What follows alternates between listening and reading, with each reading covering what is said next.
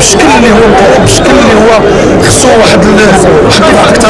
لانه بطبيعه الحال الحكومه الحاليه في البرنامج ديالها يعني في المرحله الانتقاليه اللي عاشتها بلادنا عفوا ديال 2011 كانت مرحله انتقاليه فيها امال ديال المواطنين ولا المهنيين على تحسين الاوضاع ديالهم الاجتماعيه ولا الاقتصاديه ولا المهنيه. بطبيعه الحال في هذه المحطه هذه عندنا كيف ما قلت عندنا قراءه نقديه بخصوص العمل الحكومي، وبطبيعه الحال كيف ما لاحظتوا جميعا يعني التصريح الحكومي مؤخرا قبل من هذه التظاهره ديال فتحي حماي والاعلان ديالو على هذه السياده المفاجئه فيها واحد الخلل مهنا.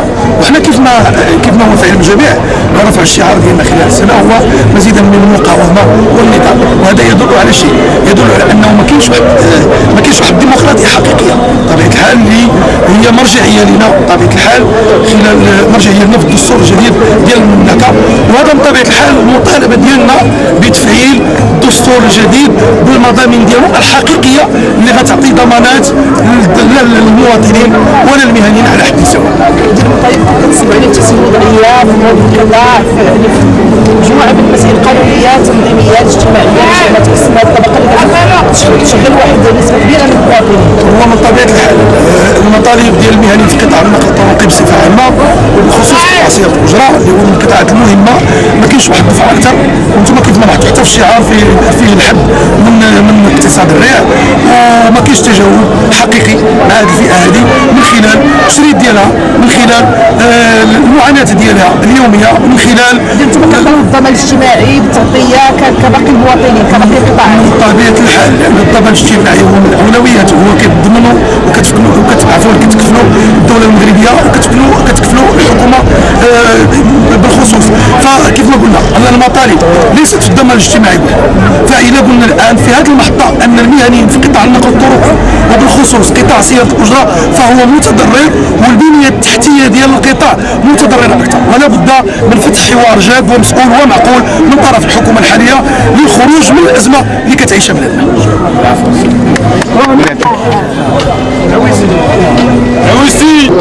ولكن العمل الحكومي يعني كيحتاج بذل الجهد، لان كنعرفوا بان الطبقه الشعبيه كتعاني من مجموعه من المشاكل.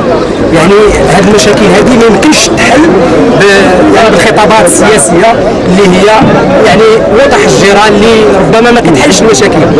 يعني حنا كنتمنوا من الحكومه الحاليه انها تخرج من نطاق القول الى حيز تفعيل القرارات يعني والنزول الى ارض الواقع، لان العمال والمأجورين يعني كيعانوا يعني من تنزيل مجموعه من القوانين، من بينها مثلا مدونه الشغل اللي ربما بزاف ديال المقاولات الطبقه الشغيله كتعاني من التعسف ديال يعني الارباب.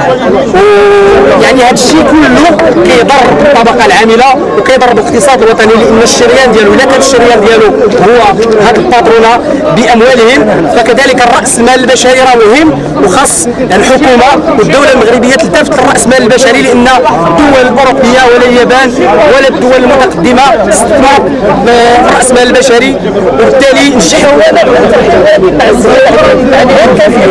هي زياده بنوعين، زياده مع نقص. يعني ملي كنقولوا زياده في الاجور هناك كذلك زياده في الغازوال، هناك تناقضات.